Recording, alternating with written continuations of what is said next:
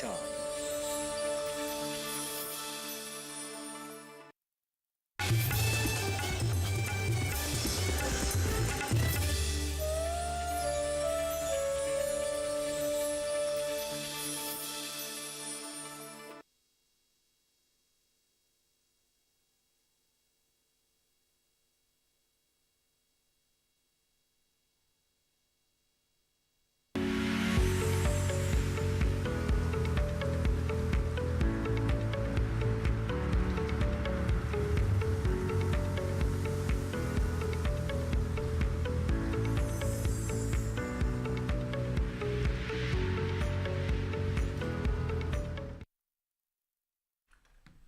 नमस्कार, आप देख रहे हैं दूरदर्शन किसान कार्यक्रम हेलो किसान में आप सभी का स्वागत है। मैं हूं आपके साथ मोनालिसा। हेलो किसान कार्यक्रम एक ऐसा कार्यक्रम है जिसमें सोमवार से शुक्रवार शाम के 6 बजे हम आपके लिए कृषि क्षेत्र से जुड़े हुए अलग अलग विषय लेकर आते हैं जो कि आपके लिए महत्वपूर्ण होते हैं और उनसे जुड़ी तमाम जानकारी इस कार्यक्रम के दौरान आपको देने की हम कोशिश करते हैं। इसके साथ ही आपकी भी बड़ी भूमिका होती है। चूंकि ये लाइव फोन इन कार्यक्रम है, आप सीधे सीधे हमारे साथ फोन लाइन के जरिए जुड़कर विशेषज्ञ मेहमानों से सवाल पूछकर जानकारी हासिल कर सकते हैं।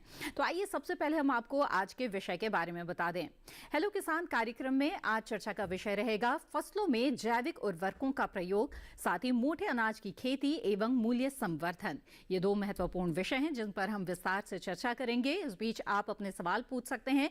आप टोल फ्री नंबर के जरिए हमें कॉल कर सकते हैं। नोट कर ले हमारा टोल फ्री नंबर जिस पर आप कॉल कर सकते हैं 1800-113060 और 1800-113061 टोल फ्री नंबर है। आप बेझिझक कॉल कर सकते हैं। बस इस बात का ध्यान रखें कि बातचीत के दौरान टीवी की आवाज बंद रखें और सीधे सीधे फोन लाइन के जरिए बातचीत करें। इससे बातचीत में रुकावट नहीं आती है। आगे बढ़ते हैं। बता दें आपको कि व्हाट्सएप नंबर के जरिए भी आप अपने सवाल हमें भेज सकते हैं और विशेषज्ञ मेहमानों से कार्यक्रम के दौरान उन सवालों को यहां पर लिया जाएगा। इसके साथ ही आपको बता दें कि ईमेल के जरिए भी अपने सवाल आप हमें भेज सकते हैं। हमारा ईमेल आईडी है hellokisan2015@gmail.com। इसमें सवाल भेजने के साथ साथ अपना नाम और स्थान लिखना न भूलें। साथ ही जैसे कि हमने आपको बताया कि व्हाट्सएप के जरिए भी आप अपने सवाल हमें भेज सकते हैं। तो नोट कर लें हमारा नंबर, जिस व्हाट्सएप नंबर पर आप अपने सवाल भेज सकते हैं और अपने सवाल के साथ साथ अपना नाम स्थान भी जरूर लिखें। व्हाट्सएप नंबर है 8800520717। इस नंबर पर आप अपना जो सवाल है वो मैसेज के तौर पर भेज सकते हैं। आगे बढ़ते हैं और हमारे साथ दो विशेषज्ञ मेहमान इस वक्त मौजूद हैं। आपका परिचय करा देते हैं। इस वक्त हमारे साथ है डॉक्टर वीके तोमर। आप महाप्रबंधक है क्रिप कोनाडा उत्तर प्रदेश में। इसके साथ ही भारतीय बीज सहकारी समिति में हेड इंचार्ज भी है। आपका बहुत बहुत स्वागत इस कार्यक्रम में। इसके साथ ही हमारे साथ जुड़े हुए हैं डॉक्टर टी श्रीवास्तव। आप वरिष्ठ वैज्ञानिक एवं अध्यक्ष हैं कृषि विज्ञान केंद्र द्वितीय सीतापुर उत्तर प्रदेश से। आपका भी बहुत बहुत स्वागत इस कार्यक्रम में। तो जैसा कि हमारा आज का विषय है फसलों में जैविक उर्वरकों का प्रयोग, तो आइए इसके बारे में बातचीत की शुरुआत करते हैं। और डॉक्टर तोमर, सबसे पहले आपसे समझना चाहेंगे कि आखिर क्या वजह है कि जो किसान है उन्हें जैविक उर्वरकों का प्रयोग करना चाहिए, इससे किस तरह के लाभ हैं? जी, मैं पहले तो ये बता दूं कि जो हमारे उर्वरक है वो कई प्रकार के हैं जी, और कुछ किसानों में इसकी भ्रांतियां भी हैं। जैसे हमें अपने लिए सब तरह के भोजन की आवश्यकता होती है, सब तरह के खाद्य पदार्थ की आवश्यकता होती है, विटामिन की आवश्यकता होती है, फैट की आवश्यकता है। इस तरह फसलों को भी 17 पोषक तत्वों की आवश्यकता होती है। वो 17 पोषक तत्व जो ज़्यादा वो कहाँ से मिलते हैं? वो पानी से मिलते हैं, वो हवा से मिलते हैं, वो ज़मीन से मिलते हैं, मृदा से मिलते हैं, भूमि से। अब जो भूमि से मिलते हैं वो उनको हम खाद के रूप में कह सकते हैं, उर्वरक के रूप में कह सकते हैं जी। तो आप इस समय किसान बहुत ज़्यादा अंधाधुंध उर्वरकों का प्रयोग कर रहा है, रासायनिक उर्वरकों का प्रयोग कर रहा है। इससे हमारी भूमि की स्थिति बहुत खराब हो गई। भूमि हमारी जो उसमें लाभदायक जीवाणु थे वो समाप्त हो गए। भूमि की हमारी जो भुरभुरी शक्ति थी, पानी सोखने की शक्ति थी, वो सब हमारी समाप्त हो गई। इसलिए हमें दोबारा पुराने समय में जो हमारे बुजुर्ग पूर्वज करते आए थे उसी खेती की तरफ जाना पड़ेगा। मैं ये नहीं कहता कि आप रासायनिक उर्वरकों का प्रयोग ना करें, क्योंकि आपकी हाई बिल्डिंग वैरायटी है सब, उसमें रासायनिक उर्वरकों का अपना महत्व है। लेकिन उनके साथ साथ आपको जैव उर्वरक और जैविक खाद इनकी भी उतनी आवश्यकता है जितनी रासायनिक उर्वरकों की है। जी। अब किसानों को क्योंकि बात करेंगे भी बहुत अच्छा टॉपिक मोनालिसा ने बताया है, ये बहुत अच्छा है। जैविक उर्वरक और जैव उर्वरक और जैविक खाद में भी अंतर है। जी, तो इस पर बिल्कुल, तो विस्तार से चर्चा करेंगे इस विषय पर भी। आइए उससे पहले नजर डाल लेते हैं इस रिपोर्ट पर।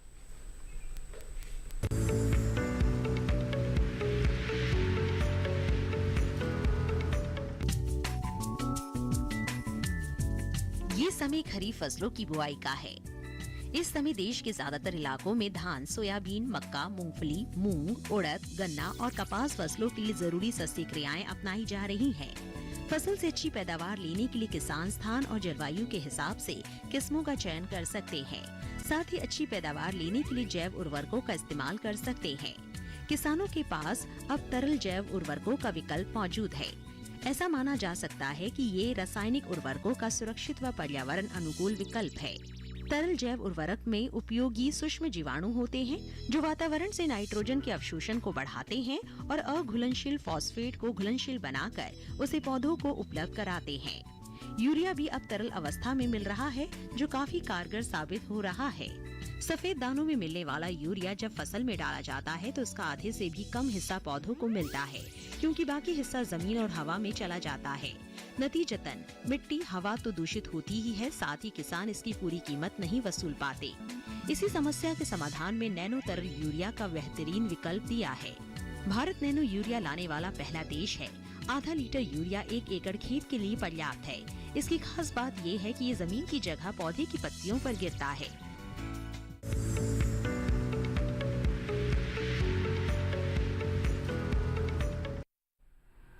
जी हाँ, तो ये रिपोर्ट आपने देखी। आइए अब आगे बढ़ते हैं और मोटे अनाज की खेती के बारे में यहाँ पर बातचीत करते हैं। डॉक्टर श्रीवास्तव, आपसे जानना चाहेंगे मोटे अनाजों के बारे में। पहले बताएं इसकी जो अहमियत है वो किस तरह की है, चाहे वो सेहत के लिहाज से हो या फिर पर्यावरण की दृष्टि से किसानों के लिए ये किस तरह से अहमियत रखता है, क्योंकि ये जो साल है 2023 हम जानते हैं कि इसे अंतर्राष्ट्रीय पोषक अनाज वर्ष के तौर पर भी हम मना रहे हैं, इसलिए लोगों की भी ज़्यादा से ज़्यादा इसकी जानकारी होना भी बेहद ज़रूरी है। जी डॉक्टर श्रीवास्तव बताएं। जी बिल्कुल, जैसा कि आपने कहा कि मोटे अनाज जो है पूरा देश जो है आज लगा हुआ, पूरा विश्व, यहाँ तक कह दीजिए कि पूरा विश्व आज मोटे अनाजों की ओर बहुत उम्मीद के साथ ये देख रहे हैं कि आने वाले समय में ये बहुत लाभकारी है।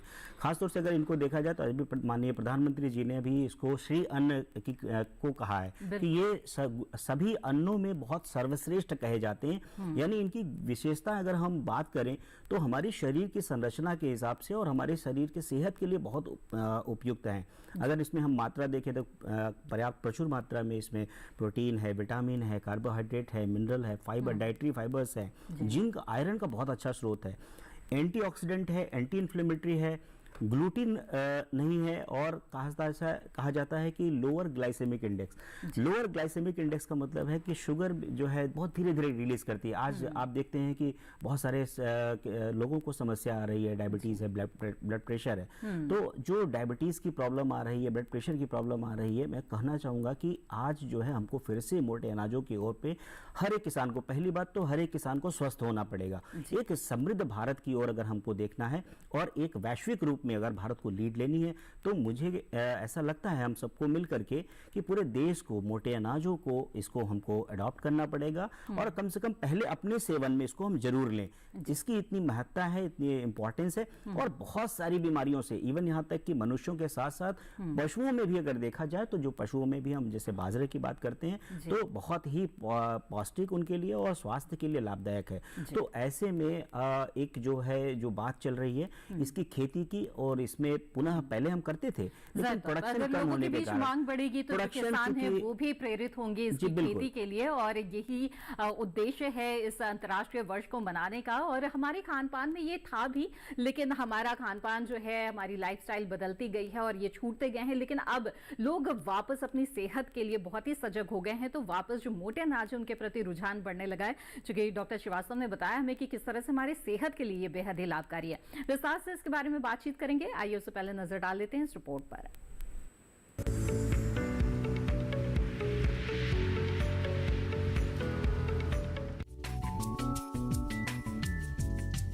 खरीफ फसलों की बुआई का समय चल रहा है। पारंपरिक फसलों के साथ किसान मोटे अनाज की फसलों की खेती भी इस समय कर सकते हैं। ज्वार, बाजरा, रागी जैसी फसलें इस समय लगाई जा सकती है। ये फसलें कम उपजाऊ मिट्टी में भी बढ़िया पैदावार दे सकती हैं। इसे सफल बनाने के लिए सरकार किसानों को फसल उत्पादन और सुरक्षा प्रौद्योगिकियों, फसल प्रणाली आधारित प्रदर्शनों, नई जारी किस्मों, संकरों के प्रमाणित बीजों के उत्पादन और वितरण, एकीकृत पोषक तत्व और कीट प्रबंधन तकनीकों पर प्रशिक्षण प्रदान कर रही है। इतना ही नहीं, इसके अलावा खाद्य प्रसंस्करण उद्योग मंत्रालय ने वर्ष 2022-23 से 2026-27 के दौरान रुपए के परिव्यय के साथ कार्यान्वयन के लिए मोटे अनाज आधारित उत्पादों के लिए खाद्य प्रसंस्करण उद्योग के लिए उत्पादन लिंक प्रोत्साहन योजना को मंजूरी दे दी है। भारत में लगभग 2.5 करोड़ छोटे किसान मिलेट्स उत्पादन में प्रत्यक्ष रूप से शामिल है। मिलेट मिशन भारत ऐसे किसानों के लिए वरदान से कम नहीं। श्री अन्न अप्रसंस्कृत व पैकेज्ड खाद्य पदार्थों के माध्यम से दुकानों व बाजारों तक पहुंच रहा है। श्री अन्न पर काम कर रहे 500 से अधिक स्टार्टअप हैं। साथ ही पिछले कुछ वर्षों में बड़ी संख्या में एफपीओ भी आगे आ रहे हैं, जो इस क्षेत्र में सराहनीय काम कर रहे हैं। इसके साथ ही देश में एक पूरी आपूर्ति श्रृंखला विकसित की जा रही है, जहां छोटे गांवों में स्वयं सहायता समूहों की महिलाएं श्री अन्न के उत्पाद बना रही हैं, जो मॉल और सुपरमार्केट में पहुंच रहे हैं, जिसमें मुरमुरा, snacks, upma, laddu, chapati, pasta, noodles, pizza base, biscuit, दलिया, खिचड़ी जैसे कई उत्पाद शामिल हैं।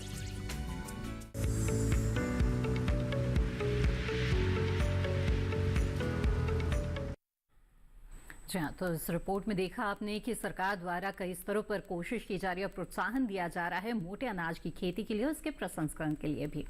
आइए अब आगे बढ़ते हैं। कार्यक्रम के पहले कॉलर इस वक्त हमारे साथ जुड़ गए हैं, सीधे उनका सवाल लेते हैं। विपिन जी सागर मध्य प्रदेश से इस वक्त हमारे साथ फोन लाइन पर जुड़े हुए हैं। विपिन जी, स्वागत है आपका, पूछे अपना सवाल। जी नमस्ते मैम। जी नमस्कार, बताएं। मेरा सवाल ये था कि अभी जैसे खरीफ की बुआई होने वाली है, तो जैविक उर्वरकों का हम कैसे क्या इस्तेमाल करें और जिसमें हम रासायन का कम इस्तेमाल करें। और हालांकि हमने 4 से 5 टन जैविक खाद डाला था अभी महीने भर पहले, और हम रासायन का इस्तेमाल ना करना चाहें अगर इस बुआई में, तो जैविक में हमारा क्या क्या विकल्प है हमारे? जी बिल्कुल, आइए जानते हैं। जी डॉक्टर तोमर बताएं। धन्यवाद विपिन जी, आपका बहुत अच्छा सवाल है। ऐसा तो संभव नहीं कि आप रासायनिक उर्वरकों का प्रयोग ना करें, उनका प्रयोग आप कम करें। अभी आपने बताया कि मैंने खाद डाला है, जैविक खाद। कौन सा डाला है, क्या डाला है आपने? लगता है हमारा संपर्क टूट गया है, तो जानना चाहते हैं कि विकल्प उनके पास क्या क्या मौजूद है, तो किस किस तरह के विकल्प होते हैं जैविक उर्वरकों के? इसमें मैं आपको बताता हूँ। सभी किसान भाइयों से मेरा अनुरोध भी है कि वो जैविक खाद का जरूर इस्तेमाल करें। हमारी जो जमीन है, भूमि है, उसमें पुराने समय में जब हमारे पूर्वज खेती करते थे तो बहुत संख्या में जीवाणु खाद था, जीवाणु, बैक्टीरिया, सूक्ष्म जीवी, जो फसलों के लिए लाभदायक था। वो पूरा का पूरा लगभग समाप्ति की ओर है। ज़्यादा रासायनिक खाद डालने से, ज़्यादा पेस्टिसाइड डालने से।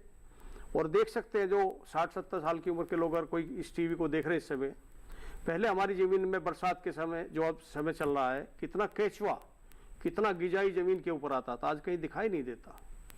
केचुआ भी हमारे लिए लाभदायक है, गिजाई भी लाभदायक है। इसी तरह नंगी आंखों से ना दिखाई देने वाले बहुत सूक्ष्म जीवी जो हमारी फसल को बहुत लाभ पहुंचाते थे, जिसकी आज हम दोबारा बात करें वैज्ञानिक रूप से, वो सब समाप्त हो गया। मैं आपको एक जानकारी बताऊं कि जैसे जैव उर्वरक की बात करते हैं और जैविक खाद की बात करते हैं, पहले इसका अंतर समझ लेने की आवश्यकता है। जी जी बिल्कुल। जो जैव उर्वरक है उसमें सूक्ष्म जीव, जो जीवाणु है, वो जिंदा जीवाणु है। जीवाणु प्लस उर्वरक, जो उर्वरक का खेती में पौधों को पोषक तत्व प्रदान करे, वो सारे जीवाणु हमारे जैव उर्वरक की श्रेणी में आते हैं। जैविक खाद में सब वो खाद आते हैं जो किसी भी प्रकार से हमारे फसलों के अवशेष, गोबर, मल मूत्र के सड़ने गलने से, उनका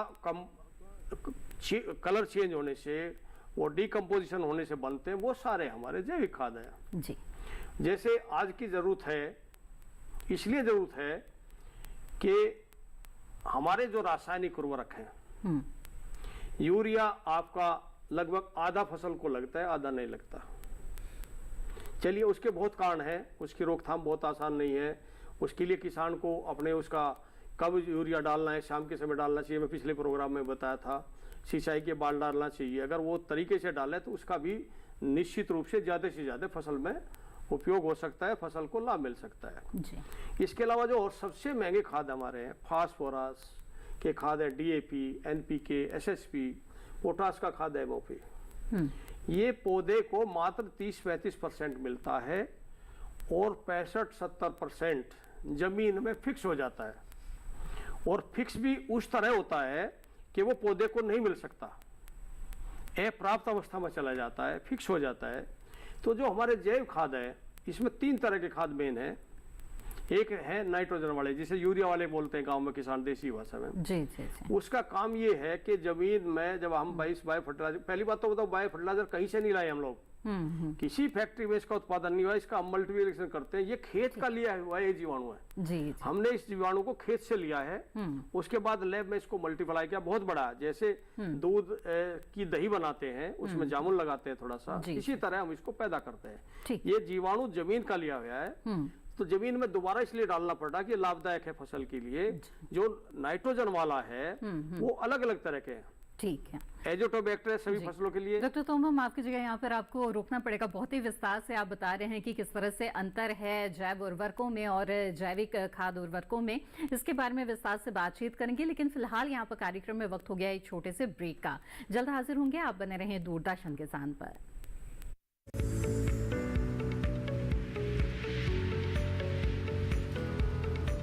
अरे भाई, सुना नहीं क्या?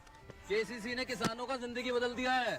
देश के छोटे किसान 1,60,000 रुपए तक का कर्ज बिना किसी गारंटी को ले पाएंगे।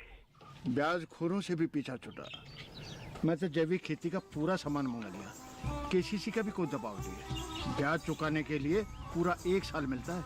समय पर भुगतान करने पर केवल 4% के सालाना ब्याज पे लोन मिल गया मुझे। अपना आधार कार्ड, लेटेस्ट फोटो और जमीन के कागजात लेके अप्लाई करो बस।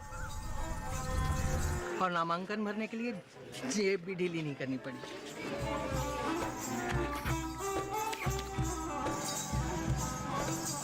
चाचा, उधार चुकाने के 24 घंटे के बाद उतने ही पैसे वापस निकाल सकते हैं।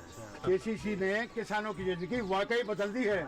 तो आप भी किसान क्रेडिट कार्ड अपनाएं और सहजता से ऋण पाएं।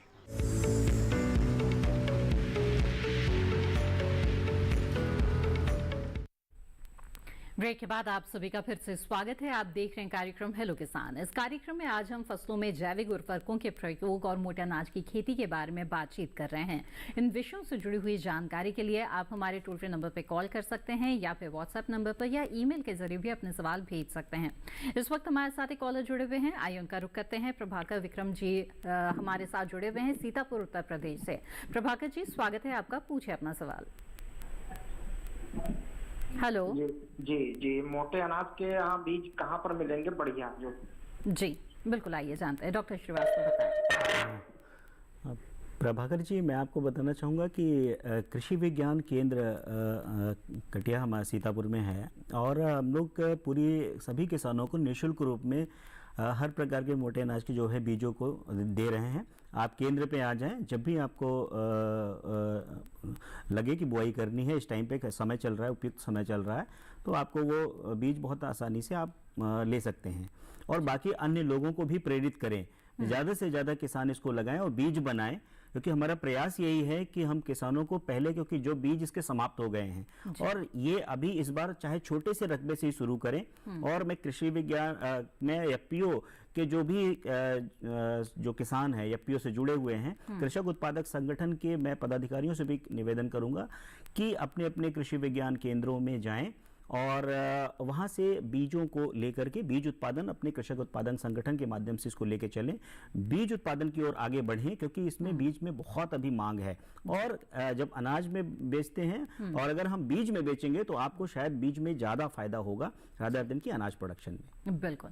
तो प्रभाकर जी देखिए, यहाँ पे बहुत ही अच्छी जानकारी आपको मिल गई है कि आप इसकी खेती से तो ज़रूर जुड़े, लेकिन इसके साथ साथ बीज उत्पादन अगर करेंगे तो आपको काफ़ी मुनाफा हो सकता है। डॉक्टर श्रीवास्तव यहाँ पे जानना चाहेंगे कि कौन कौन से अनाज इस मोटे अनाज की श्रेणी में आते हैं, और जैसे कि आपने बताया कि उपयुक्त समय है, तो इस वक्त कौन कौन से अनाजों की खेती की जा सकती है? जी बिल्कुल। देखिए, मोटे अनाजों में हम ज़्यादातर देखते हैं दो कैटेगरी हैं। एक तरह से मेजर मिलेट्स जिसको हम बोलते हैं, और माइनर मिलेट्स। मेजर मिलेट्स में हमारे पास ज्वार है, बाजरा है, हम रागी की बात कर लेते हैं, रागी है हमारा, और कंगनी भी है। लेकिन जब हम अगर माइनर मिलेट्स में देखें तो सावा है हमारा, और चीना है, और कुटकी भी है। तो इसको भी हम ले सकते हैं। सबकी अपने अपने गुण हैं, जो है हर एक बीज का अपना एक इंपॉर्टेंस है। यानी मेजर और माइनर अगर दोनों आप लेकर के सेवन करते हैं और खेती भी करते हैं तो आपको बहुत इसमें फायदा मिलेगा।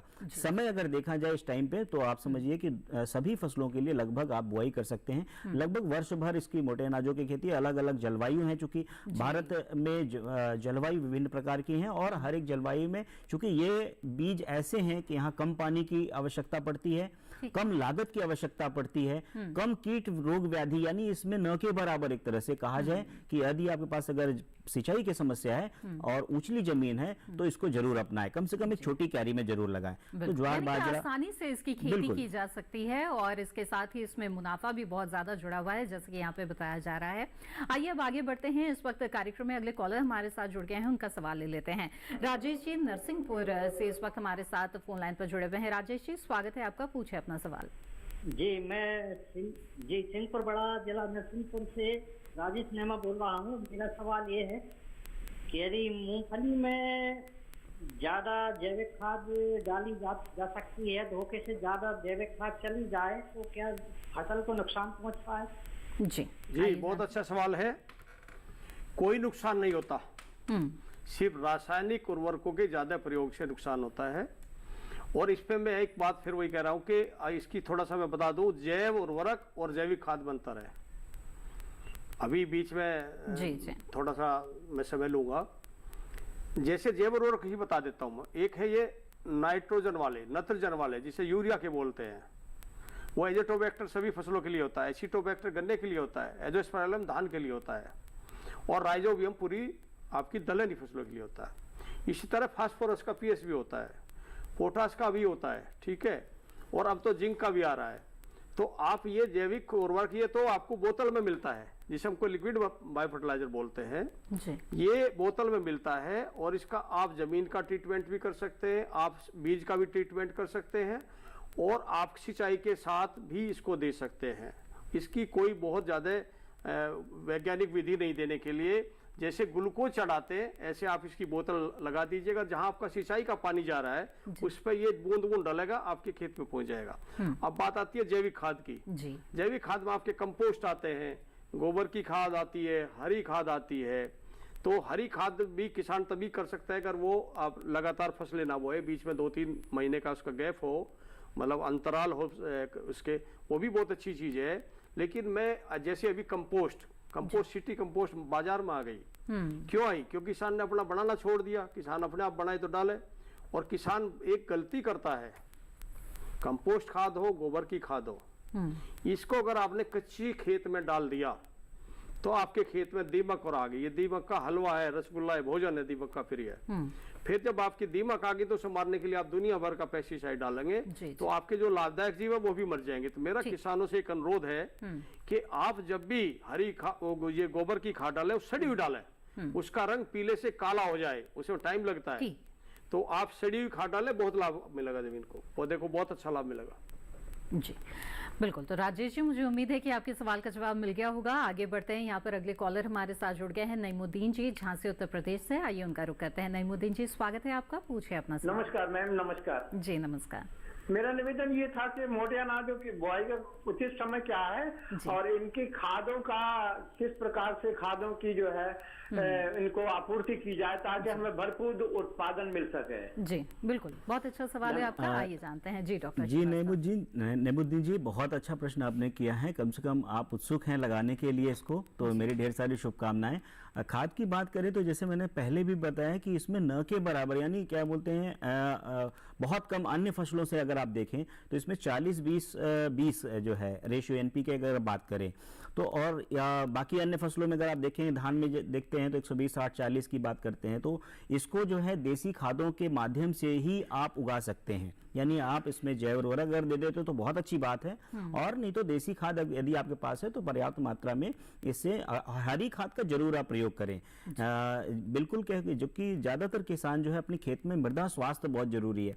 ज्यादातर क्या है कि हम ध्यान देखते हैं कि अगर हम मृदा स्वास्थ्य की ओर ध्यान नहीं देते तो बाद में हमें फिर रासायनिक की जरूरत पड़ती है। तो ऐसे में हमें प्रयास करना चाहिए कि अपनी मिट्टी को हम जितना स्वस्थ बनाएंगे तो उसमें पोषक तत्व प्रकृति के रूप में, पर्यावरण में बहुत सारे ऐसे जो मित्र जीव हैं, जैसा कि अभी सर बता रहे थे, तो आपको जैव उर्वरकों के लिए प्रयास करना पड़ेगा, खासतौर से जैविक खादों के, देसी खादों के लिए, और जो अन्य माध्यम हरी खादों के लिए एजोला है, एजिटोबैक्टर, पीएसबी, केएसबी तो आप डाल ही रहे हैं। साथ ही साथ जो है वनस्पति जो है जो अवशेष हैं फल पत्तियों के, नाडेप कंपोस्ट है, सीपीपी, काउ पिट पैड जैसे कहते हैं, आप लोग बनाते हैं तो इसको जरूर बनाएं, और खेतों में जब ये डालेंगे जीवांश जितना अच्छा रहेगा तो मैं समझता हूँ रासायनिक उर्वरकों का कम प्रयोग करना पड़ेगा। दूसरी बात, जो समय की आपने बात कही है बिल्कुल उचित समय है। ध्यान रखें कि इसमें ज्यादा पानी न लगने पाए, तो कम उचली जमीन जो है, इसीलिए कहते हैं कि जहां ड्राई जोन है, जहां वैसे आपका झांसी से चूंकि आप हैं तो आपके लिए बहुत ही उपयुक्त है।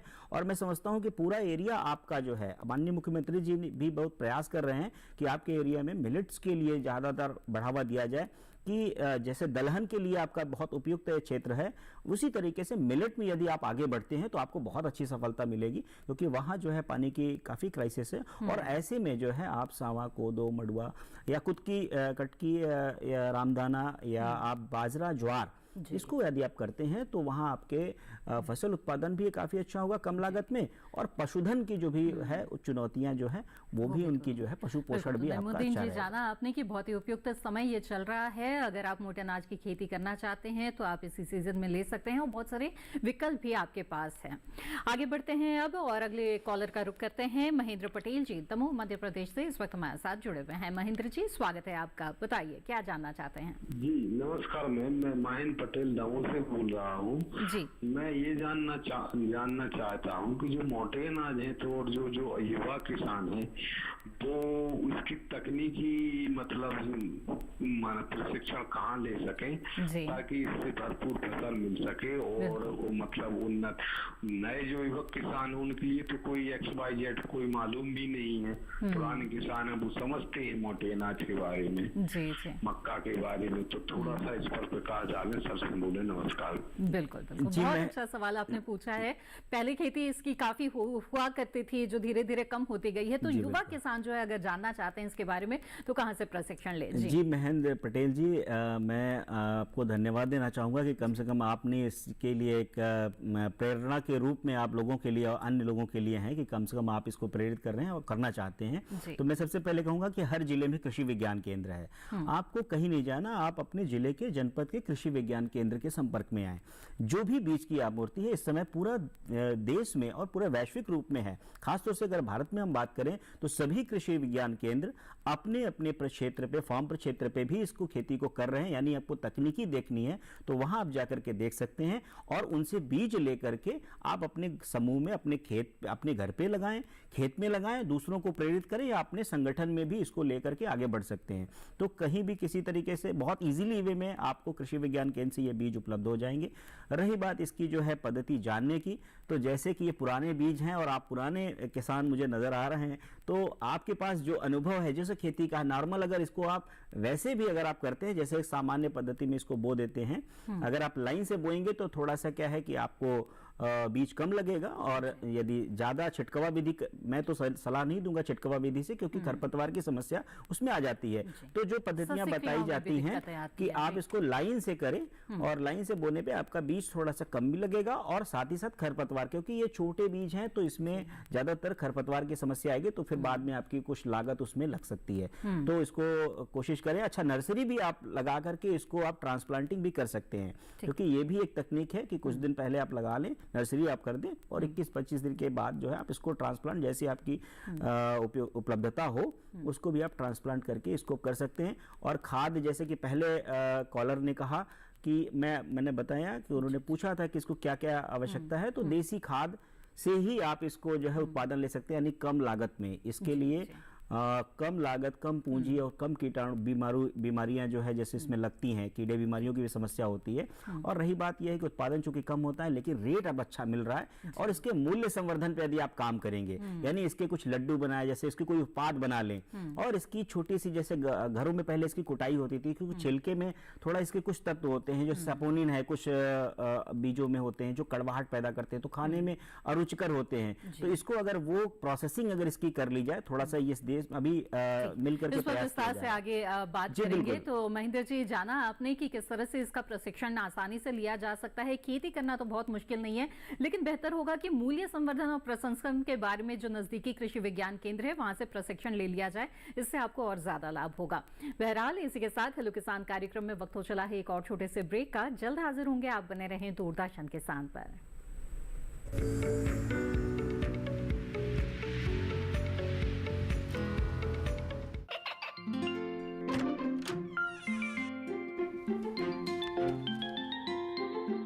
ये क्या हो रहा है? काशवी, इतने कम मार्क्स? काशू बेटा पढ़ा करो, पढ़ोगी नहीं तो आगे कैसे बढ़ोगी? मम्मा मैं भी तो आपसे यही कहना चाहती हूँ, पढ़ा करो। आप पढ़ोगे नहीं तो आगे कैसे बढ़ोगे? मतलब? वो देखो, सिर्फ बैक पर छपा ऑर्गेनिक नहीं, ऑर्गेनिक का निशान पहचानिए। पीजीएस ऑर्गेनिक का ये लोगो उन किसानों की पहचान है जो आज भी परंपरागत विधि से रसायन मुक्त खेती कर आपके लिए शुद्ध फसल उपजा रहे हैं। अब समझे मम्मा, अगर मैं प्योर ऑर्गेनिक फूड नहीं खाऊंगी तो अच्छे मार्क्स कहाँ से लाऊंगी? अच्छा बच्चों, जैविक खेती की इस मुहिम को आगे बढ़ाइए, शुद्ध ऑर्गेनिक अपनाइए।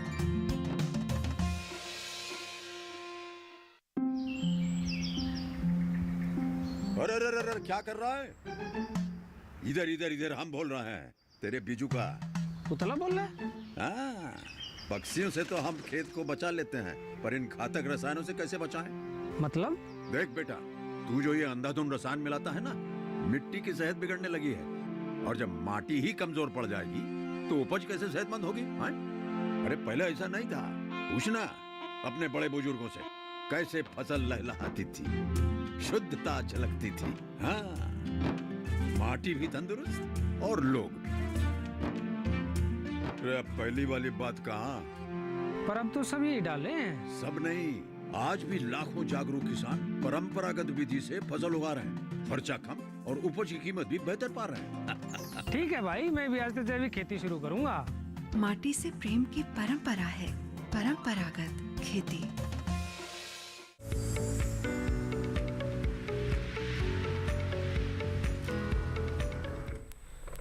ब्रेक के बाद आप सभी का फिर से स्वागत है। आप देख रहे हैं कार्यक्रम हेलो किसान, जिसमें आज हम फसलों में जैविक उर्वरकों के प्रयोग और इसके साथ ही मोटे अनाज की खेती के बारे में बातचीत कर रहे हैं। इस कार्यक्रम में शामिल होकर सवाल पूछने के लिए आप हमारे टोल फ्री नंबर के जरिए कॉल कर सकते हैं, या फिर ईमेल या व्हाट्सएप के जरिए भी अपना सवाल भेज सकते हैं।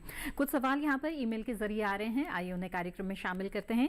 एक सवाल भेजा है अंकुर सहाय जी ने आजमगढ़ उत्तर प्रदेश से। इनका सवाल ये है कि इस समय धान की नर्सरी में कौन से जैविक उर्वरक का प्रयोग करना चाहिए जो धान की नर्सरी में लगने वाली बीमारियों से छुटकारा दे सके।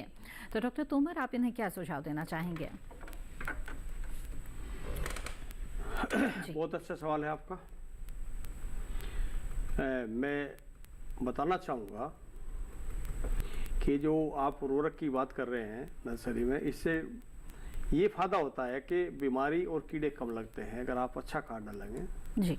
तो मैं आपको सलाह दूंगा, हमारा इस समय काफ़ी संस्थाएं इसको NPK सेकेंड बना रही है, बायो फर्टिलाइजर, या तो आप वो डालिए या आप इसमें एजोस्पेरिलम और PSB और पोटाश वाला, ये तीनों का नर्सरी कितनी बड़ी है ये मुझे नहीं अंदाजा, लेकिन आप जैसे आपकी 1 हेक्टेयर की नर्सरी है तो आप इसमें एक एक बोतल आराम से डाल दीजिएगा, कोई नुकसान नहीं है। और ये आपकी जड़ों को मजबूत करेगा, आपकी जो जर्मिनेशन होगा वो अच्छा होगा, जड़ मजबूत होगी, तना मजबूत होगा, बीमारी कीड़े अपने आप ही कम लगते हैं। कई बार आपने देखा होगा बहुत ज़्यादा नाइट्रोजन डाल देते हैं उसमें, फसल में यूरिया ज़्यादा डाल देते हैं, तो उसमें कीट पतंगे बहुत लगते हैं, बीमारी बहुत लगते हैं। तो आप इससे जब ये डालेंगे इसको, इसके साथ साथ नर्सरी में आप सड़ी गोबर की खाद डालिए, आप बढ़िया कंपोस्ट डालिए, तो निश्चित रूप से जब आपकी जो अंकुरण अच्छा होगा, आपकी पौधा आएगा वो बहुत मजबूत होगा, तो निश्चित रूप से जब कोई चीज़ मजबूत होती है उसको बीमारी भी कम लगती है। जो ताकतवर चीज़ होगी, तो जो फसल आपकी ताकतवर होगी, मजबूत होगी, उसमें बीमारी कीट पतंगे भी कम लगेंगे। लेकिन आप बहुत ज़्यादा इसमें रासायनिक खाद नर्सरी में मत डालें, क्योंकि जमीन में कुछ होता है। आप जैविक उर्वरक, जैव उर्वरक और जैविक खाद डालें, तो आपकी निश्चित रूप से नर्सरी बहुत अच्छी होगी। बिल्कुल अंकुर जी, उम्मीद है आपके सवाल का जवाब मिल गया होगा। इस वक्त हमारे साथ अगले कॉलर जुड़ गए हैं, आइए उनका रुख करते हैं। अक्षय हुसैन जी इस वक्त हमारे साथ अलीगढ़ से जुड़े हुए हैं, आइए उनका रुख करते हैं और देखते हैं कि क्या सवाल पूछना चाहते हैं। जी नमस्कार, स्वागत है आपका अफसर जी, बताइए क्या सवाल है आपका। जी मेरा ये सवाल है कि किनुआ की खेती में क्या क्या ख्याल रखना चाहिए उत्तर प्रदेश में, जो यहाँ की जलवायु है। और दूसरा क्वेश्चन है मेरा ये कि जैसे मिलेट की खेती को बढ़ावा दिया जा रहा है, तो इसके लिए मार्केट में क्या क्या ऑप्शंस हैं जिससे किसान ज्यादा फायदा इसका उठा जा सके। बिल्कुल जी बिल्कुल अफसर जी, बहुत अच्छा प्रश्न आपने किया है कि पहली बात तो जो आप किनोवा के लिए आप इंटरेस्टेड हैं, तो अच्छी बात है कि किनोवा को सुपर फूड भी कहा गया है और एक तरह से कम लागत में पैदा होने वाला ये एक तरह से आपकी बीज है, जो आप इसको बहुत इजी वे में 90 से 100 दिन में इसको आप उगा सकते हैं। कम लागत में, कम पूंजी में भी आप इसको कर सकते हैं, क्योंकि ठंडी के समय में अक्टूबर नवंबर में अगर आप इसको लगाते हैं तो इजीली वे में आप इसको कल्टीवेट करके हार्वेस्ट कर सकते हैं और मार्केट में बहुत अच्छी मांग आ रही है। खासतौर से केवल एक ही बात आ रही है, जो इसके छिलके पे जो मैंने कहा कि सैपोनिन कंटेंट होता है, जिसके कारण से प्रोसेस ना होने के कारण से मार्केट नहीं मिल पाता। नहीं तो आप देखेंगे 400 रुपए से 2000 रुपए तक का ऑनलाइन रेट है। और यदि आप इसकी हल्का सा कुटाई करके इसमें जो है, जो जैसे ओखली में करते थे, अगर वैसी मशीन नहीं है, छोटा है, तो आप इसको कुटाई करके हल्का सा सैपोनिन इसका केवल अलग कर दें तो ये भी आपको अच्छे रूप में रेट में मिल सकता है। और इसको आप अमेजोन वगैरह पे भी डाल सकते हैं, क्योंकि ग्लूटीन के लिए जो ग्लूटीन एलर्जी आजकल आ रही है, मेडिकल हॉस्पिटल से कई लोग जो रेफर किए जा रहे हैं किनोवा के लिए स्पेशली कहे जा रहे हैं, तो ऐसे में इसकी मांग अचानक से बढ़ गई है। तो इसके लिए बाजार तो मैं समझता हूँ कि आपको, अगर यदि आप इसको ऑनलाइन अगर अपना GI टैग करा लें, एक तो रजिस्टर्ड करा करके आप नेट पे जाएं, सोशल मीडिया प्लेटफॉर्म पे आप लिंक अप करके बताएं कि मेरे पास अवेलेबल है। लोग तो खुद ही अप्रोच कर रहे हैं कि कहाँ किनोवा मिल जाएगा इसको लेने के लिए। तो मार्केटिंग कोई बड़ा विशेष नहीं है। लागत जो करने के लिए मैं कह रहा हूँ कि इसमें भी जो कम लागत में, कम पूंजी में, क्योंकि देसी खाद से ही किनोवा, क्योंकि 1-2 पानी में ही हो जाएगा और आपके पास अगर पर्याप्त मात्रा में 5 से 10 टन अगर प्रति हेक्टेयर के हिसाब से गोबर की खाद आप मिला लेते हैं, सड़ी खाद या वर्मी कंपोस्ट है, अगर आपका 1-2 टन वर्मी कंपोस्ट आप ले सकते हैं, तो इसमें जो है इजीली वे में किनोवा प्रोडक्शन हो जाएगा। इसमें कोई विशेष अलग से मैं समझता हूँ। बायो फर्टिलाइजर डाल देंगे तो बहुत अच्छा है। बायो NPK जो है उपलब्ध हैं, उसको आप प्रयोग करें। और खासतौर से बीमारी और कीड़े का देखा जाए तो इसमें न के बराबर लगभग केवल हल्के से फुदके आते हैं उस टाइम पे, तो नीम ऑयल वगैरह का एक छिड़काव जो है वो सफिशिएंट है, तो इसमें वो नहीं। दूसरी बात जो आपने विपणन की बात कही मोटे अनाजों के लिए, तो बहुत अच्छी बात प्रश्न आपने किया है। देखिए, मार्केट जो है क्रिएट किया जाता है। मार्केट चाहे आप तो खुद क्या बोलते हैं, आप उसकी इतनी वैल्यू यानी ब्रांडिंग कर दें कि लोग मार्केट पे लेने के लिए, आपका ब्रांड लेने के लिए तैयार रहें। यानी कोई उत्पाद ऐसा स्पेशलाइज करें कि जैसे आप अलीगढ़ से हैं तो अलीगढ़ का जो है, अगर आपने बाजरे का बिस्किट की बात कर दें, कुछ ऐसा ब्रांड बन जाए जो लोगों को पसंद आए, जिसमें कुछ आप इंग्रेडिएंट और भी एडिशन कर सकते हैं। जैसे लाइक गुड़ के साथ मिक्सिंग कर रहे हैं आप, उसमें सहजन का एडिशन कर सकते हैं, आप उसमें मशरूम के पाउडर ऐड करके एक नया बिस्किट या ब्रांड कुछ ऐसा, जैसे कुछ लोगों ने रागी और मशरूम की बिस्किट बना रहे हैं, बहुत ज्यादा न्यूट्रिटिव हैं, बहुत पॉपुलर हो रहे हैं, बहुत टेस्टी हैं। तो वो आपको ब्रांडिंग करनी पड़ेगी अपने एरिया के लिए कि हमारे ये बिस्किट केवल हमारे पास है, या ये मैगी नूडल्स भी आजकल मिलेट्स के बन रहे हैं और बहुत सारे ऐसे उत्पाद हैं जो बेकरी के, कुछ इनोवेशन थोड़ा आपको हट करके इनोवेशन करना पड़ेगा। जैसे कि अगर गाय की, देसी गाय का घी कहिए ना, गिर गाय का या साहीवाल का, लोग मुंह मांगे दाम देने को तैयार हैं, तो वो स्पेशलाइज थोड़ा सा आपको हट करके करना पड़ेगा, क्योंकि सारे सब कहते हैं ना कि एक ही बाजार भाव सबका नहीं मिलता, तो थोड़ा उसमें आपको प्रोडक्ट के ऊपर जाना पड़ेगा। और संगठन एफपीओ को लेकर के चले, एफपीओ बनाए, सरकार 10,000 एफपीओ बनाने के लिए प्रेरित कर रही है। किसानों का संगठन बनाकर के यदि उत्पाद देंगे और महिलाओं को इससे जोड़ें, क्योंकि उनके अंदर हुनर होता है और निश्चित तौर पे उनके अंदर जो अगर कला उसमें आ जाएगी, उत्पाद कोई अच्छा हो जाएगा, तो मैं समझता हूँ आपका उत्पाद घर बैठे ही बहुत आराम से बिक जाएगा। बिल्कुल। तो अफसर जी, मुझे उम्मीद है कि आपके सवाल का जवाब मिल गया होगा और विस्तार से जाना अपनी किनवा के बारे में भी, और खास तौर पे इसकी मार्केटिंग से अगर आप जुड़ना चाहते हैं तो किस तरह से करना चाहिए। आगे बढ़ते हैं। डॉक्टर तोमर, आपसे जानना चाहेंगे कि जब हम जैविक उर्वरकों की बात करते हैं तो जो वर्मी कंपोस्ट, केचुआ खाद है, उसकी भी अहम भूमिका होती है, तो इससे किस तरह के लाभ है, और साथ ही इसके अगर उद्यम से जुड़ना चाहे तो किसान उसके लिए किस तरह का विकल्प है? जी, बहुत अच्छा सवाल है आपका, और मैं इस पे बोलना चाह रहा था। अभी मैंने बोला भी था थोड़ा सा कि आज से 40-50 साल पहले हमारे खेत में बहुत केचुआ था, और केचुए को किसान मित्र इसीलिए बोला है कि वो आपकी मिट्टी खाता है और खाद बनाता है। जी। अब वही केचुआ आज हम बाहर से, विदेशों से आयात कर रहे हैं, और एक अलग अलग तरह की जिसमें केचुआ है जी, वो गोबर की खाद को क्या करता है कि हम जो गोबर की खाद है उसका जब हम आपको सड़ाते हैं और उसमें टाइम लगता है, और टाइम लगता है, किसान कई बार उसको कच्चा भी डाल देता है, जिसको मैं कह रहा था कि दीमक ले जाती है। जी। और केचुआ क्या करता है, गोबर को खाता है और उसको जो है खाद बना देता है तत्काल। और आज के समय क्योंकि हमारे खेत में इसकी जैविक खाद की आवश्यकता है, तो केचुआ खाद क्या कि वो उसमें प्योर खाद आपको मिलता है, प्योर, किसी तरह की कोई समस्या नहीं, उससे कोई खेत में बीमारी नहीं लगी, उससे कोई कीड़ा नहीं आएगा, वो प्योर खाद है। तो आज के समय में केचुआ एक उद्योग, केचुआ खाद का एक उद्योग भी है। आप देखते होंगे जो शहर में छोटी छोटी नर्सरी वाले हैं, वो आपको 100-100, 150 रुपए किलो में बेच रहे हैं। जी जी। अगर किसान, देखिए एक बड़ी दुख की बात यह है, किसान का एक तो पशुपालन से ध्यान हट गया, दूसरी चीज जो उसका गोबर है, मैं बिल्कुल इसमें कहूंगा किसान यहाँ बहुत बड़ी गलती कर रहा है, और हमारी महिला भी गलती कर रही है, जिस क्षेत्र से मैं आता हूँ मेरठ से, उसको सारे को गोबर को सबमर्सिबल के पानी से जब पशु को नहला लेते, सारा नाली में बहा देते हैं। जो आपका सोना है, जो आपकी कीमती चीज है, बल्कि उसको इकट्ठा करके अगर उससे केचुआ खाद तैयार किया जाए, जी, उसको केचुआ खाद बनाइए, तो उसका एक अच्छा खासा उद्यम खड़ा कर सकते हैं। तब तो हम माफ कीजिएगा, यहाँ पर आपको रुकना पड़ेगा। अगले कॉलर हमारे साथ जुड़ गए हैं, उनका सवाल ले लेते हैं। संतोष जी सीतामढ़ी बिहार से इस वक्त हमारे साथ फोन लाइन पर हैं। संतोष जी, स्वागत है आपका, पूछे अपना सवाल। सर, जैविक खाद का दीजिए, हमको थोड़ा कीजिए, समझाइए ना। जैविक खाद के प्रशिक्षण के बारे में जानना चाहते हैं? जी ठीक है। संतोष जी, आपका सवाल ठीक है।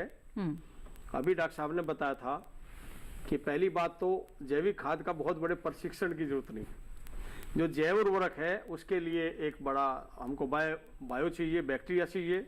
उस बैक्टीरिया को एक जो है हम एक तरीके से मल्टीप्लाई करते हैं। वो आप उसको देख तो सकते हैं, लेकिन वो संभव नहीं है, क्योंकि वो टेम्परेचर भी मेंटेन करना पड़ता है, एसी रूम होते हैं, उसका लैब होता है बाकायदा, लैब में सारे टेस्टिंग होते हैं।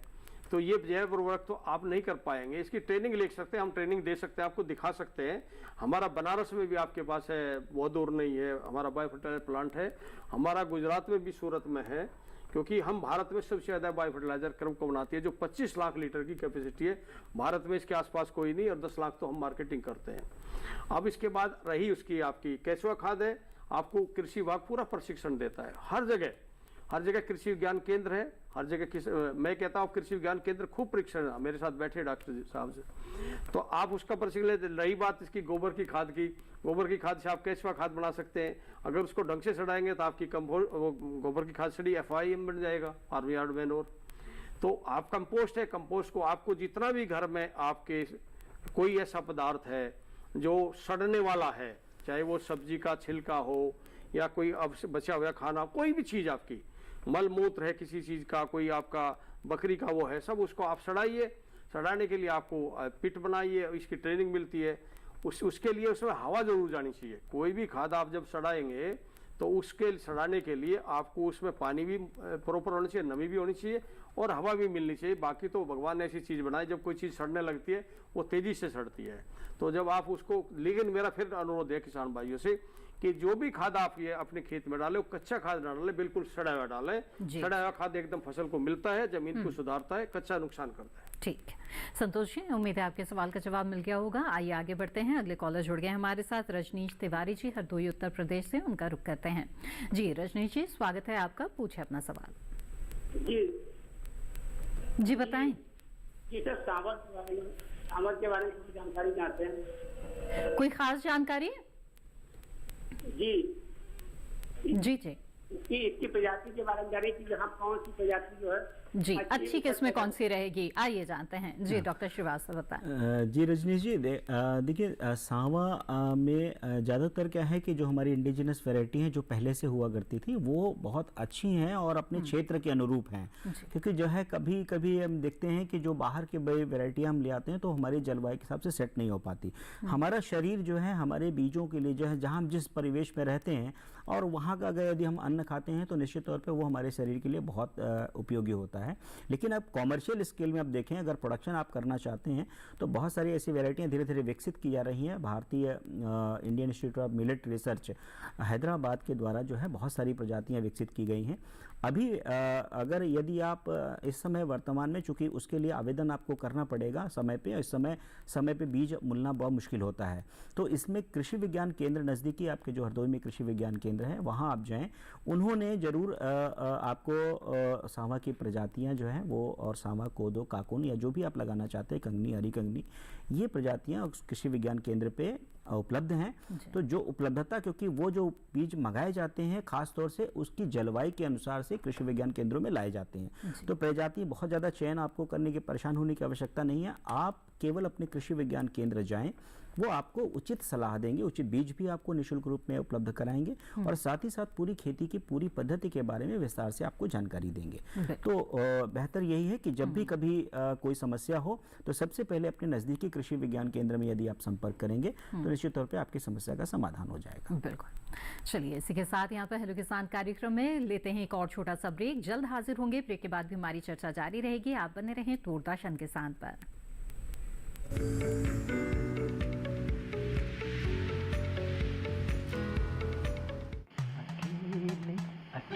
अरे वाह भैया, अकेले अकेले।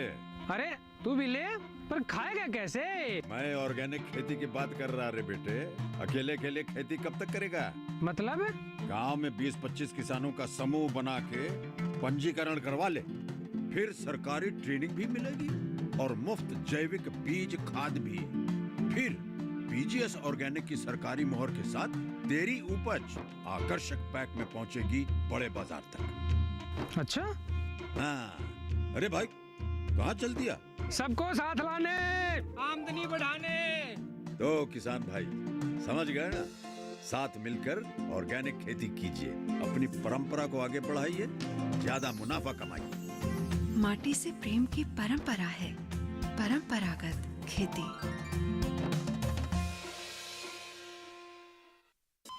अरे सुन तो।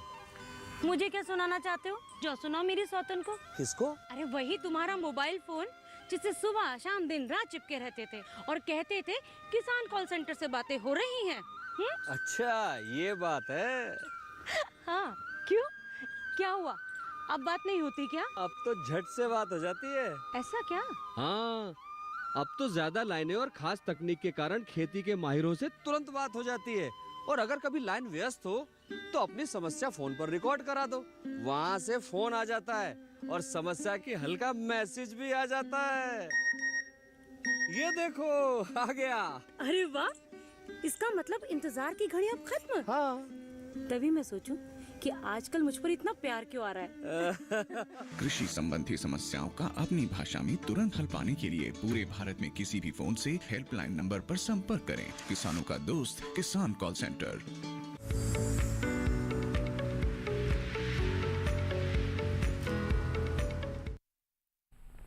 ब्रेक के बाद आप सभी का फिर से स्वागत है हेलो किसान कार्यक्रम में। इस वक्त हमारे साथ एक कॉलर जुड़े हुए हैं, आइए उनका सीधे रुख करते हैं। सवाई सिंह सिसोदिया जी मध्य प्रदेश से इस वक्त हमारे साथ फोन लाइन पर हैं। सवाई सिंह जी स्वागत है आपका, पूछे अपना सवाल। मैम नमस्कार। जी नमस्कार, बताएं। आप पहले तो आपको सबको धन्यवाद जो आप इस समय बहुत जो है दिखा रहे हैं जिससे कि किसान को फायदा होगा।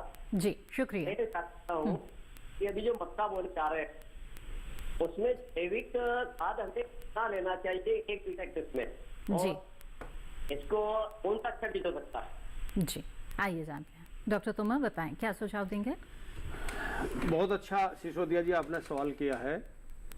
अभी मैंने बताया था कि आपको इसमें अगर जैव उर्वरक डालना है मक्का में तो आप इसमें एजेटोबैक्टर डालिए, एनपीके फर्स्ट डाल सकते हैं आप, नाइट्रोजन फास्फोरस पोटास का एक नंबर एक, ये 3 तरह का होता है, NPK first, NPK second, NPK third, अलग अलग फसल के लिए।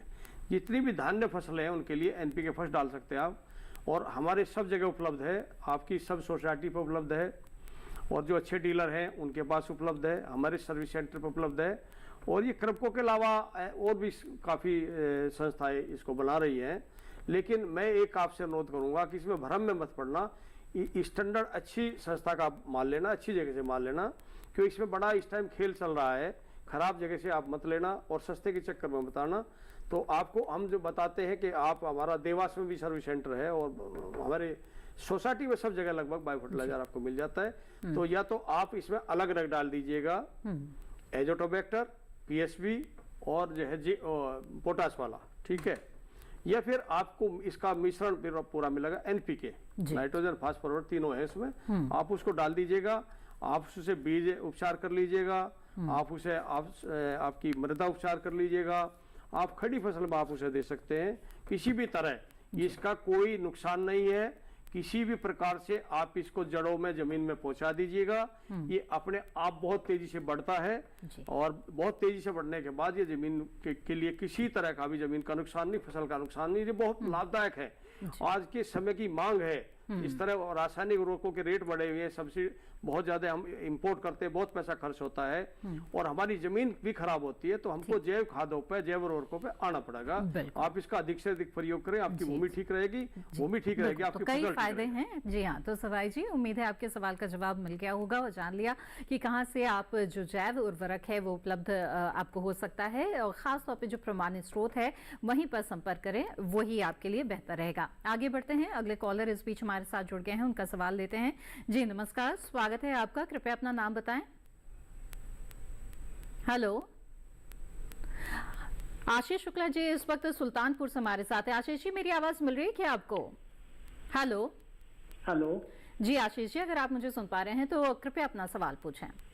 जी सर, जी मैं आशीष शुक्ला, सुल्तानपुर डिस्ट्रिक्ट, उत्तर प्रदेश। जी मुझे रागी की प्रजाति और इसको कैसे मल्टीप्लाई किया जाए, बड़े स्तर पे कैसे किया जाए, इसका मार्गदर्शन किया जाए। जी बिल्कुल, डॉक्टर श्रीवास्तव। जी बिल्कुल बिल्कुल, अच्छा प्रश्न है आपका। रागी देखिए बहुत ही तरीके से आप आजकल प्रचलित हो रहा है, क्योंकि पौष्टिकता की अगर हम बात करें रागी में तो खासतौर से अगर हम देखें कि जो प्रचुर मात्रा में हम देखेंगे आयरन है हमारा, और जो है प्रोटीन है, फाइबर है, जिंक है, बहुत सारे ऐसे उत्पाद जो है, रागी के बिस्किट जो है बाजार में बहुत आ रहे हैं। तो अगर हम बात करें देसी में जो है, अगर इनकी जो रागी की है तो हमारे इंडिजिनस वैरायटी, जैसे कि अभी तक जो जितने भी मिलेट्स हैं, जितने भी मोटे अनाज हैं, इसमें सभी में हमारे पास जो है पूर्व पर्यावरण पहले से जो है हमारे पास जो वैरायटी उपलब्ध हैं लगभग अभी वही प्रचलित में है, और इसमें धीरे धीरे करके वैरायटियाँ विकसित करी जा रही हैं। लेकिन देखा जाता है कि जो ट्रेडिशनल वैरायटी हैं, जो पारंपरिक प्रजातियाँ हैं, वो पोषण के दृष्टिकोण से बहुत उपयुक्त हैं, और हमको वो पोषण के लिए ध्यान देना पड़ेगा। आज हम उत्पादकता के चक्कर में पोषण खोते जा रहे हैं, और ऐसे माननीय प्रधानमंत्री जी ने कहा पोषण संवेदी कृषि की जरूरत है, और पोषण हमें आएगा जब हमारे अपनी पारंपरिक प्रजातियों को हम बचा के रखेंगे। तो जो हमारी क्षेत्रीय प्रजातियां हैं, जो हमारे आसपास जो पहले से रागी हमारे क्षेत्र में हुआ करते थे, मैं तो प्राथमिकता से वही कहूंगा, क्योंकि उसमें जो गुण है वो किसी अन्य वैरायटियों में नहीं है। और आज तो खासतौर से स्पेशली जो है चावल में या गेहूं में देखा जाए तो उसमें मूल्य संवर्धन किया जा रहा है। तो ऐसी आवश्यकता हमको न पड़े, पहले हम अपने आप को स्वस्थ रहने के लिए जो हमारे पास प्रकृति ने जो प्रजातियां दी हैं, जो हमारे पास उपलब्ध हैं, उसको हम लेकर के आगे बढ़ें। और बहुत सारे किसान अभी प्रजातियां उनके पास रखी हुई हैं। मैं सभी से कहूंगा कि protection of plant variety in farmers right authority, government of India का एक विंग है, पौधा किस्म एवं कृषक अधिकार संरक्षण प्राधिकरण, जिसमें अगर यदि आपके पास कोई ऐसी वैरायटी है देसी, तो उसको आप लेके आवेदन भी कर सकते हैं, उसमें आपको मालिकाना हक भी मिल सकता है। और इसको लेकर के यदि आप उत्पाद बनाएंगे करेंगे तो उत्पाद में उसकी क्वालिटी होगी, तो वो गुणवत्ता जो होगी उसके बाजार मूल्य मिलेगा और उसमें जो है उसकी एक ब्रांडिंग भी जाना आपने कि जी जी बिल्कुल कि किस तरह से जो बीज हैं वो क्षेत्रीय बीजों का ही इस्तेमाल करें तो वो आपके लिए ज्यादा अच्छा रहेगा।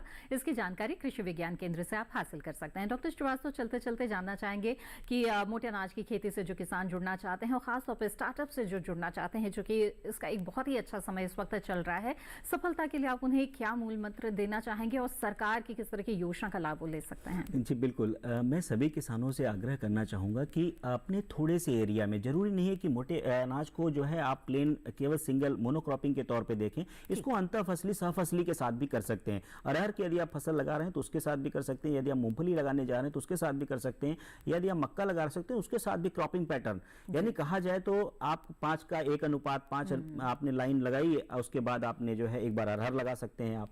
तो ऐसे भी कॉम्बिनेशन एक छोटे छोटे, यानी कुल मिलाकर के आप जब सहफसली करते हैं तो आपको दोनों साथ साथ एक आपको पैदावार भी मिल रही है और पोषण मिल रहा है, तो दोनों आपको बैलेंस करके चलना पड़ेगा। और खास तौर से जो स्पेशली आज समय है कि हमको किसान को स्वस्थ रखना है। पैसा आपके पास है कोई मायने नहीं रखता यदि शरीर चला गया, तो सबसे बड़ा धन जो स्वास्थ्य है, तो स्वास्थ्य के दृष्टिगत पहले किसान जो आज हमारे बीमार होते जा रहे हैं, और मैं समझता हूं जितनी पूंजी करते हैं उससे ज्यादा डॉक्टर को दे देते हैं, तो ऐसे में आज जरूरत है कि हर किसान को पोषण वाटिका के साथ साथ अपनी स्वास्थ्य वाटिका भी के तौर पे अगर इसको लगाए और इसको संवर्धन करे और महिलाओं के संगठन बना करके समूह में मिलकर के काम करेंगे, एफपीओ बनाएंगे या समूह बनाएंगे तो उसमें सफलता की गुंजाइश और ज्यादा बढ़ जाएगी। डॉक्टर श्रीवास्तव, आपकी जगह यहाँ पर आपको रुकना पड़ेगा क्योंकि समय की कमी है।